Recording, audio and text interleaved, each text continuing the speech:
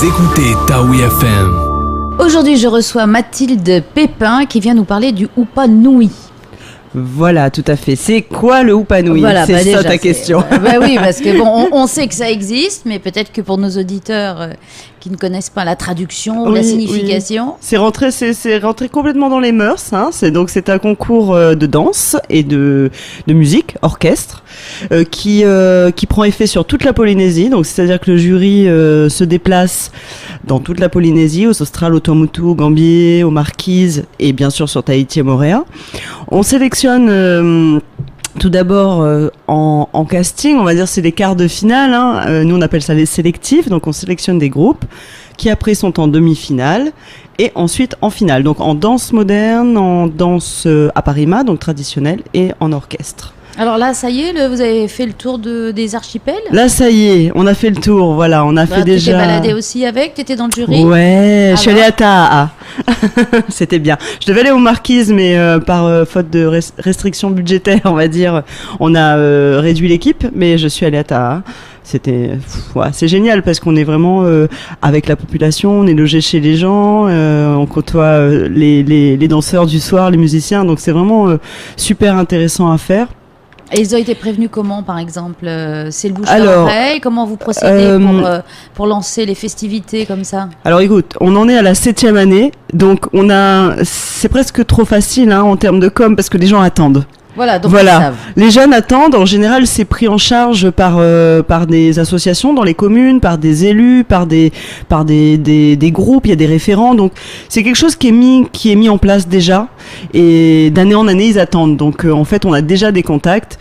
Et souvent, les groupes changent, les associations changent, mais ça fait rumeur, effet de poudre. Voilà, tout le monde sait. On sait que. On veut juste savoir quand. Voilà, en général, ça se passe fin octobre, début novembre.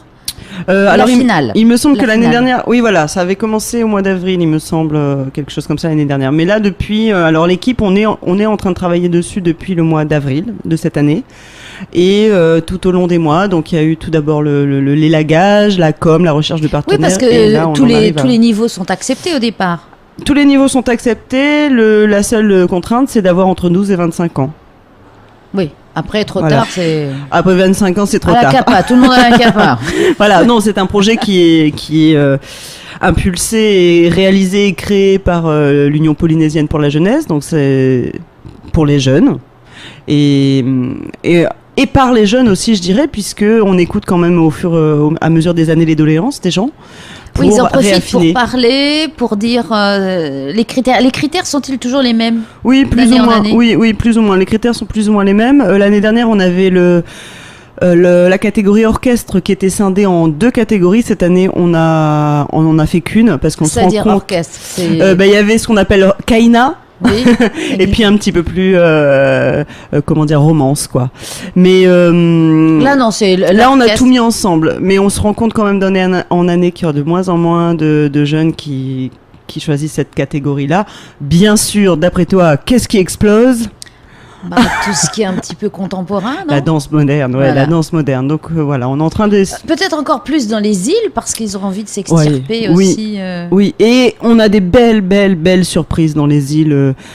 On a vraiment vu des choses assez hallucinantes, quoi, par rapport au niveau, et à la qualité, à la recherche, parce qu'on dans nos notes, on a des critères sur la recherche vestimentaire, sur l'originalité. Oui, ils ne doivent pas présenter un spectacle déjà présenté l'an passé. Non, surtout pas. S'ils sont plantés avec, ils recommencent. Voilà, c'est ça. Donc vous avez vu des anciens qui ont été recalés l'an passé, oui, qui ont réussi cette année. Oui, il y en a un petit peu, pas partout, mais il y en a qui reviennent, qui ont tiré l'expérience de leur échec, entre parenthèses, de l'an passé ou des années passées. Et c'est ça qui est bien, parce qu'on voit souvent des jeunes déçus de pas gagner.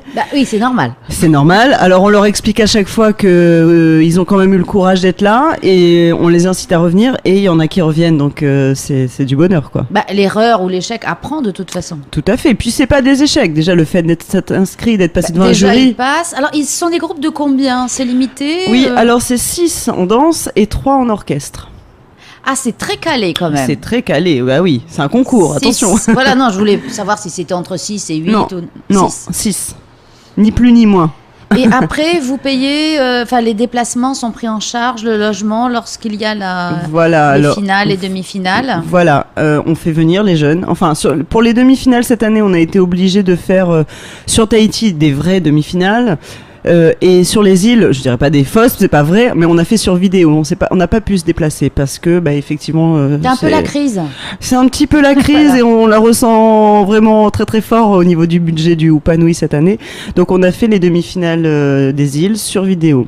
C'est aussi c'est eux bien. Qui postaient les vidéos ou c'est quelqu'un Non, ça a été filmé pendant les sélectives, au moment où on s'est déplacé. Voilà.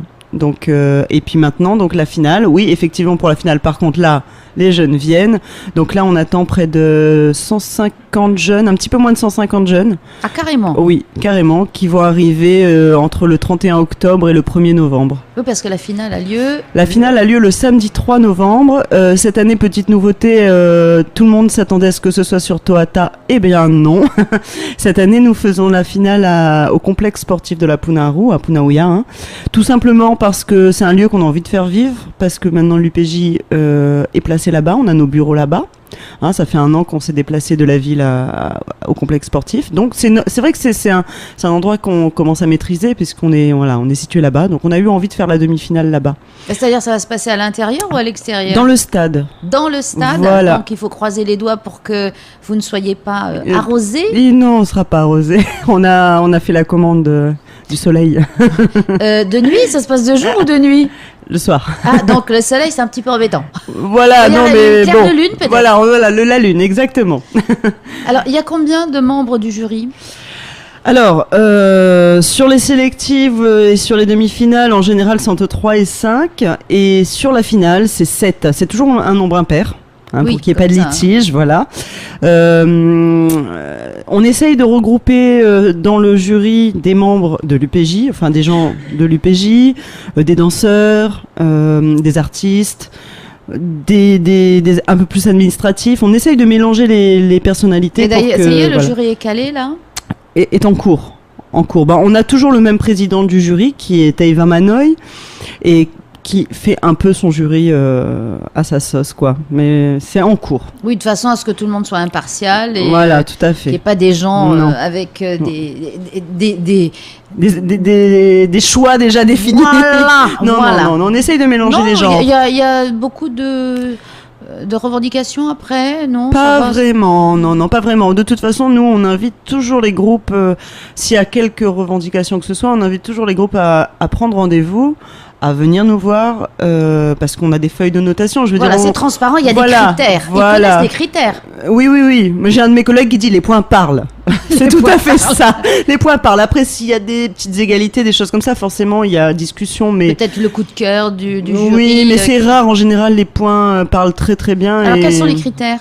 Alors on a des critères, en musique on a des critères sur la justesse de la voix, sur l'harmonie, sur le travail de groupe, sur l'apostrophe au public. Est-ce qu'on fait participer le public, sur la tenue vestimentaire, sur le choix des instruments, donc voilà tout ce qui tourne autour de la musique. Et en danse, un peu pareil, sauf que c'est plus sur la chorégraphie, les déplacements, l'originalité des gestes, la tenue vestimentaire toujours, ça revient, l'originalité du show, quoi. Alors, que ce soit en danse ou en orchestre, ce sont des morceaux qu'ils composent ou ils peuvent se servir de morceaux déjà connus ? Alors en orchestre, c'est de la composition, obligatoirement.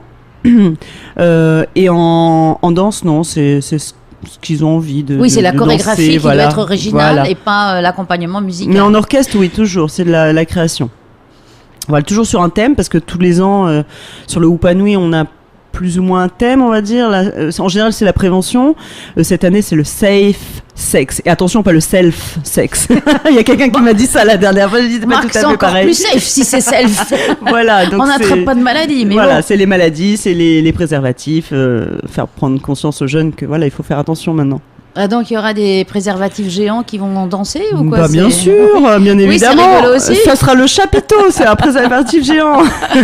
Donc autant en parler, c'est vrai, avec humour, de façon à ne pas avoir de comportement à risque, parce que vous faites œuvre de prévention aussi. Bien sûr, et puis ce qui est bien, c'est qu'après dans leur chorégraphie, dans leurs chansons qu'ils ont créées, ça se ressent. Ils ont souvent des petits panneaux avec des messages qui balancent à la fin, donc c'est toujours intéressant d'avoir un thème comme ça, quoi. Ils s'amusent bien les jeunes avec, en tout cas. Eh ben écoute, alors rendez-vous samedi 3 novembre. Voilà. Complexe de C'est gratuit. C'est gratuit en plus. C'est gratuit. Par contre, mais il faut s'inscrire peut-être. Voilà, il faut venir retirer les billets à l'UPJ directement, donc au complexe sportif de la Pounaroux, à partir du, on va dire, le 22 octobre. Il faut venir les retirer. C'est mieux parce que on a préféré faire des tickets quand même si c'est dans un stade, pour gérer un peu les entrées. Et... par mesure de sécurité. Par mesure de sécurité, tout à fait. Bien, mais écoute Mathilde, rendez-vous donc le 3 novembre. Eh ben rendez-vous le 3 novembre. À partir de quelle heure? À partir de 19h. Bon, donc on vient avant pour être bien placé. La place pour se garer. Voilà. Il faut emmener ses POE, ses paréos, on va s'asseoir par terre ou dans les gradins, mais c'est vrai que c'est sympa par terre aussi. Bon, écoute, rendez-vous est pris. Merci Mathilde. De rien, merci.